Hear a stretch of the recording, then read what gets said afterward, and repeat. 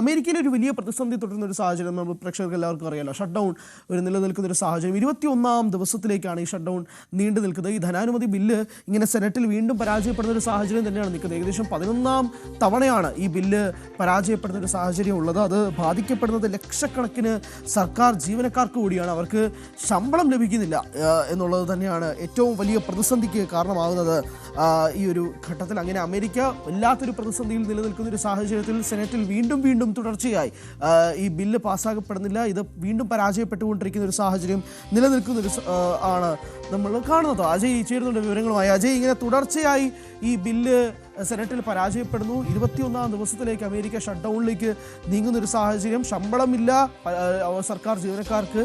ഒരു വല്ലാത്ത പ്രതിസന്ധി.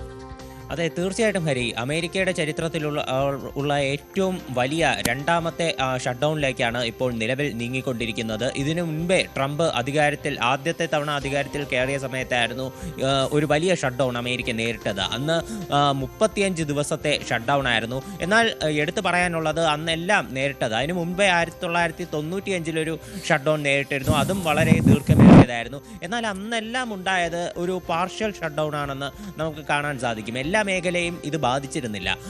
സർക്കാർ ഫെഡറൽ ഗവൺമെന്റിന് കീഴിലുള്ള പല മേഖലയുമാണ് ഇത് അന്ന് ബാധിച്ചിരുന്നത്. എന്നാൽ നിലവിലുള്ള ഷട്ട് ഡൗൺ എല്ലാ മേഖലകളെയും ഒരേപോലെ സ്തംഭിപ്പിച്ച, എല്ലാതരം ജനങ്ങളെയും പ്രതിസന്ധിയിലാക്കുന്ന, അമേരിക്കയുടെ സമ്പദ് വ്യവസ്ഥയെ തന്നെ താഴേക്ക് കൊണ്ടുവരുന്ന ഒരു വലിയ പ്രതിസന്ധിയാണ് ഈ പുതിയ ഷട്ട് ഡൗൺ വഴി ഉണ്ടായിരിക്കുന്നത്. തുടർച്ചയായിട്ടുള്ള 21-ാമത്തെ ദിവസമാണ് ഈ ഷട്ട് ഡൗൺ നീണ്ടുപോകുന്നത്. 11 തവണ ഈ ബില്ല് ചർച്ചയ്ക്കെടുത്തെങ്കിലും ഡെമോക്രാറ്റുകളും റിപ്പബ്ലിക്കൻസും തമ്മിൽ ഒരു ധാരണയിലെത്തിയില്ല. ഇവർ തമ്മിൽ ഇപ്പോഴും തെറ്റിപ്പിരിയുന്ന ഒരു അവസ്ഥയാണ് ഉണ്ടായത്. ഈ ഡെമോക്രാറ്റുകൾ ഈ റിപ്പബ്ലിക്കൻസിൻ്റെ ഒരു ആവശ്യവും അംഗീകരിക്കാതെ നിൽക്കുന്നതാണ് ഇത്ര വലിയൊരു പ്രതിസന്ധി സൃഷ്ടിക്കാൻ കാരണമായത്. ഇവരെ ഒരു ചർച്ചയ്ക്ക് വേണ്ടി ഇടയ്ക്ക് വിളിക്കാൻ ശ്രമിച്ചെങ്കിലും ഡെമോക്രാറ്റുകൾ അവരുടെ ആവശ്യത്തിൽ തന്നെ ഉറച്ചു നിൽക്കുകയായിരുന്നു. പ്രധാനമായിട്ടും ഇവർ ഉന്നയിക്കുന്ന ആവശ്യം ഈ അഫോർഡബിൾ ഹെൽത്ത് കെയർ ആക്ട്. ഇതനുസരിച്ച് അമേരിക്കയിൽ ഇപ്പോൾ പുതുതായിട്ടുള്ള ഒരു ഈ ഹെൽത്ത് കെയർ സേവനങ്ങൾ, അത് ഒരു പരിധിക്ക് മുകളിൽ അതിൻ്റെ ചെലവുകൾ ഉയർന്നു പോകാതിരിക്കാൻ വേണ്ടി കൊണ്ടുവന്ന ഒരു ആക്റ്റാണ് ഈ അഫോർഡബിൾ ഹെൽത്ത് കെയർ ആക്ട് എന്ന് പറയുന്നത്. എന്നാൽ അതിൻ്റെ ഒരു കാലാവധി ഈ നവംബറിൽ അവസാനിക്കുകയാണ്. ഇതിൻ്റെ കാലാവധി ഇനിയും നീട്ടണം എന്നതാണ് ഡെമോക്രാറ്റുകൾ ഉന്നയിക്കുന്ന പ്രധാനപ്പെട്ട ആവശ്യം. അതായത് 20 മില്യൺ ജനങ്ങൾക്ക് അവരുടെ ആരോഗ്യ സേവനങ്ങൾ, ആരോഗ്യ പരിരക്ഷകൾ, പ്രായമായവർക്കും കുട്ടികൾക്കും എല്ലാമുള്ള സേവനങ്ങൾ, ഇതെല്ലാം ഇതിനകത്ത് ഇൻക്ലൂഡ് ചെയ്യുന്ന ബില്ലാണ്. അത് ഇനിയും കാലാവധി കുറച്ചുകൂടി നീട്ടണം എന്നാണ് ഡെമോക്രാറ്റുകൾ ആവശ്യപ്പെടുന്നത്.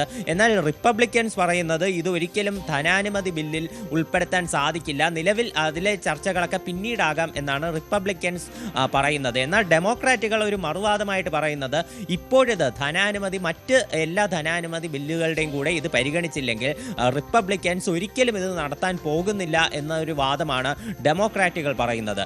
നിലവിൽ ഈ ഒരു വോട്ടെടുപ്പ് 50-43 അവസാനിച്ചു. ഇത് പാസ്സാകാൻ വേണ്ടി, ധനാനുമതി ബില്ല് പാസ്സാകാൻ വേണ്ടി മിനിമം 60 വോട്ടെങ്കിലും വേണം. അതുകൊണ്ട് തന്നെ ഈ 7 ഡെമോക്രാറ്റുകളുടെ പിന്തുണ വേണം. അത് ഉറപ്പാക്കാൻ ഇതുവരെ റിപ്പബ്ലിക്കൻസിന് സാധിച്ചിട്ടില്ല. അതെ, അങ്ങനെ ഒരു 53 വരെ നിൽക്കുകയാണ്. അപ്പോൾ ഒരു 7 വോട്ടുകൾ കൂടി ആവശ്യമുണ്ട്. 60 വോട്ടുകളാണ് നിർണായകമായി നിൽക്കുന്നത്. അത് കിട്ടാതെ വരുന്ന ഒരു സാഹചര്യത്തിലാണ് ഇങ്ങനെ ഒരു പ്രതിസന്ധി അതീവ രൂക്ഷമായി നിൽക്കുന്നത്. ഡെമോക്രാറ്റ്സും റിപ്പബ്ലിക്കൻസും തമ്മിലുള്ള ഈ ഒരു വാദപ്രതിവാദങ്ങൾ ഇങ്ങനെ ശക്തമായ രീതിയിൽ തുടരുന്ന ഒരു സാഹചര്യം കൂടിയുണ്ട്. എന്തായാലും